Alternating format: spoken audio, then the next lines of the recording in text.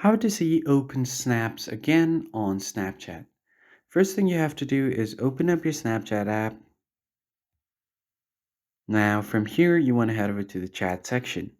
Then what you want to do is open up any of the snap that have already been opened. So let me just head over to this chat right here. And now if I just tap on this snap, I'll be able to view it. But if I close it, as you can see, I cannot open it again. So let me do this for all of these snaps.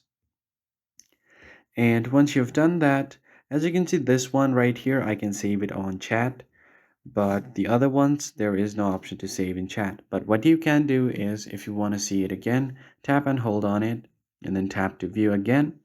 And now you will be able to see the snap once again. But if you go back and if you have opened any other snap, then that won't work.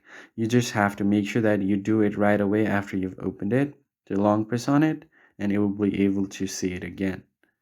So that's how you see Open Snap again on Snapchat.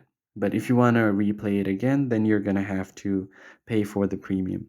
That's it for this video. I hope it was helpful. I'll catch you guys next time.